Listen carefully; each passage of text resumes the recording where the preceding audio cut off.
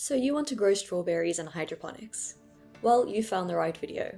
We are going to take a look at everything involved with growing strawberries hydroponically. If you like what you see and hear in this video, then check out the link in the description to download your copy of our free ebook. Let's begin by exploring the benefits of growing strawberries in hydroponics. Some systems, especially the vertical tower designs, allows a grower to maximize the available growing space. If you only have a small area to cultivate your food, you don't have to limit yourself unnecessarily, especially with hydroponics. Strawberries are also uniquely suited to small spaces because the plants themselves remain relatively compact. Hydroponics can also maximize yields. The nature of hydroponics allows the growers to make targeted nutrient applications directly to the root zone. Proper pH management also helps to make nutrients more plant available, limiting problems with nutrient deficiencies. If you are growing your strawberries indoors, you will be able to protect your crop from the elements. You won't have to worry about hail damaging the fruit or birds eating your berries. Environmental control also limits problems caused by pests and diseases, so organic growers might find it easier to manage their crop without the need for synthetic chemicals. The lack of soil also means the harvested crop will be cleaner. So if you are selling your berries, you will spend less time cleaning the fruit post-harvest. This can also increase the shelf life post-harvest. But like anything, there are also some drawbacks to hydroponics. You will of course first need the infrastructure, which costs time and money. Luckily, basic systems like Kratky hydroponics are cheap and easy to set up, and we will link a video showing you how to do this in the corner. One of the most important aspects in most hydroponic systems is power supply. All water and nutrient requirements depend on a constant electrical source, and so power outages, glitches with tech, and equipment failures will quickly lead to plant stress. Make sure you have redundancy plans in place. In most hydroponic systems, all plants share the same water source. This means any contamination will affect your plants relatively quickly. Always use clean water, check water stores for any sources of infection, and routinely test your water for nutrient or pH imbalances. Depending on the scale of your system, you can look at different ways of sourcing and preparing your plants. Let's start with the simplest first, aimed at hobbyist growers who will need less than 20 plants or so. For these growers, it would be easiest to buy your plants from garden centers or local growers. Depending on how many plants you need, try to bargain with the suppliers for deals on bulk orders. If you require bulk orders of strawberry plants, contact local wholesale growers. They might sell their plants by the tray for discounted prices. Also look for plug producers from who you can buy small plugs for a fraction of the price you would at retail nurseries. However, these small plugs will take a bit longer to become productive compared to purchasing mature plants.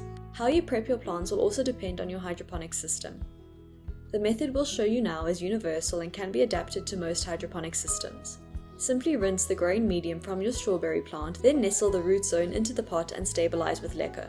Then put your plants into your hydroponic system, like the Kratky buckets in this case. Let's start with the easiest first, Kratky hydroponics. Plants are placed in containers or buckets filled with a nutrient solution. Initially, the nutrient solution completely covers the roots. As the plant consumes water and nutrients, the solution level decreases, exposing the roots to air. With the nutrient film technique, the name does most of the explaining. A small stream of nutrient-rich water periodically flows over the roots of the plants. The nutrient-rich water contains all the necessary macro and micro elements required by the plants for optimum growth. The water flows from the nutrient tank, through the plant system, and back to the tank. In ebb and flow systems, a growing trough is filled with an inorganic hydroponic substrate. The plants are supported by the substrate, and the nutrient water is pumped into the trough. The water then slowly returns to the tank through a siphon valve in the trough. Big systems like deep water culture may make harvest tricky. Due to the nature of the strawberry plants, the fruit is harvested over a longer period, unlike crops such as lettuce, which is harvested once and then new seedlings are added in their place.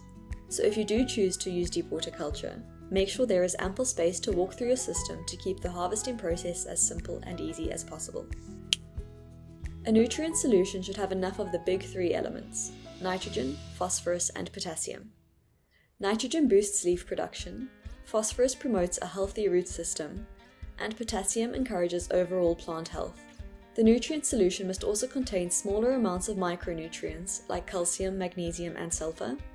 As the plants grow, nutrients will be demanded in varying amounts. In the early stages of production, aim for the following: nitrogen 110 mg per liter, phosphorus 30 mg per litre, potassium 140 mg per litre, calcium 100 grams per litre, and magnesium 50 mg per litre. When the plants start to flower and set fruit, aim for 120 mg per litre of nitrogen, 20 mg per litre of phosphorus, 100 mg per litre of potassium, 85 mg per litre calcium, and 30 mg per litre of magnesium. The pH of the nutrient solution must lie between 5.5 and 6. An extreme pH will render important nutrients unavailable, so even if you have sufficient nutrients in your solution, very acidic or basic conditions will damage your plants. To monitor pH levels, you can use pool strips like these. Strawberries require full sun to produce optimally, so make sure your hydroponic system is in a sunny spot. 16 hours of sunlight per day is ideal. If your days are shorter, you can consider installing LED grow lights. If this is not possible, it might be worth considering growing cool season, short day crops in your hydroponic system when the day lengths are shorter. The best temperature range is between 18 to 24 degrees Celsius. Simple shade nets can help protect the strawberries from higher temperatures, but more sophisticated air conditioning systems might be required in very hot environments. You will be able to overwinter strawberries outside provided no frost occurs, but if you do experience frost, you will need to grow your hydroponic strawberries in climate-controlled structures like cold hoops or greenhouses. Strawberry flowers need to be pollinated before they can set fruit. If you are growing your berries outside, pollinating insects will do all the work for you. If you're inside, you might need to assist pollination by agitating the flowers slightly. Strawberries produce vegetative runners which will eventually grow roots and develop into independent plants. This is great for growers because the strawberries do all the propagation work for you. Once your runners have grown some roots, you can remove them from the mother plants and pot them up into soilless media to continue growing. Once established, you can use these daughter plants the next season, and their runners in the next one, and so on.